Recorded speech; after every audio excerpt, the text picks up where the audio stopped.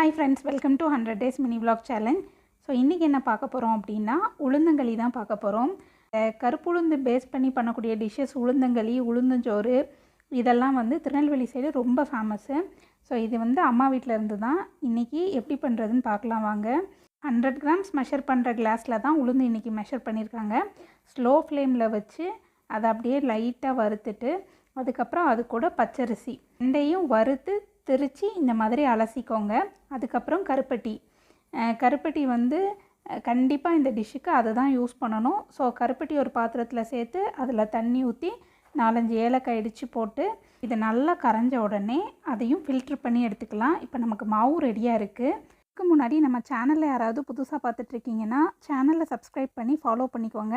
அப்போ தான் நான் போடக்கூடிய வீடியோஸோட அப்டேட் உங்களுக்கு உடனே வரும். கருப்பட்டியில் இருக்கக்கூடிய டஸ்ட்டெல்லாம் இந்த மாதிரி ரிமூவ் பண்ணிவிட்டு அப்புறம் அந்த கருப்பட்டி பாகை வந்து ஒரு பாத்திரத்தில் ஆட் பண்ணிக்கணும். அதுக்கப்புறம் மாவை வந்து கொஞ்சம் கொஞ்சமாக ஆட் பண்ணணும். இந்த ஸ்டேஜ் ரொம்பவே இம்பார்ட்டண்ட். ஏன்னா இதில் வந்து கட்டி தட்டிடக்கூடாது. ஸோ ஸ்லோ ஃப்ளேம்லேயே வச்சு நல்லா கிண்டிகிட்டே இருக்கணும். அதுக்கப்புறம் நல்லெண்ணெய் ஆட் பண்ணணும். இந்த ரெசிபிக்கு கண்டிப்பாக நல்லெண்ணெய் மட்டும்தான் ஆட் பண்ணணும்.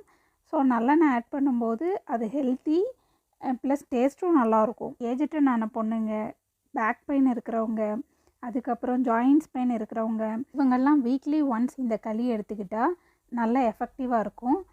ஸோ ஓவரால் ப்ராசஸ் வந்து நம்ம முடிச்சிட்டோம். இப்போ என்ன அப்படின்னா களி வந்து நம்ம அழகாக ஷேப்புக்கு உருட்டணும். ஆனால் நல்ல சூடாக இருக்கும். அதனால் கையில் கொஞ்சம் நல்லெண்ணெய் சேர்த்துட்டு அப்படியே களி வந்து உருட்ட ஆரம்பிக்கணும். அப்போ தான் நல்லா ஃபினிஷிங் நல்லாயிருக்கும். உங்களுக்கு பார்க்கும்போதே தெரிஞ்சிருக்கும், எங்கேயுமே கட்டி இல்லை, நல்லா ஈவனாக இருக்குது. கைஸ் இது வந்து நெய் கூட வச்சு சாப்பிடணும் அப்படின்றது ஆப்ஷனல் தான். உங்களுக்கு இப்படி சாப்பிட பிடிக்குனாலும் அப்படியே சாப்பிட்டுக்கோங்க. பட் நெய் கூட வச்சு சாப்பிடும்போது டேஸ்ட் இன்னும் என்ரிச் ஆகி கொடுக்கும். அதுவும் நல்லாயிருக்கும். என்னோடய மேரேஜுக்கு முன்னாடி கம்பல்சரி சாட்டர்டே நைட்டு இந்த களி கண்டிப்பாக இருக்கும். இது வந்து அவாய்ட் பண்ணவே மாட்டோம் நானும் அம்மாவும். பட் இப்போ கொஞ்சம் நாள் ஆக ஆக கருப்பட்டி ஒரிஜினலாக கிடைக்க மாட்டேங்குது, இங்கே நிறைய இன்க்ரீடியன்ட்ஸ் கிடைக்க மாட்டேங்குதுன்றதுனால ஊருக்கு போகிறப்ப மட்டும் அம்மா கிட்டே கேட்குறது.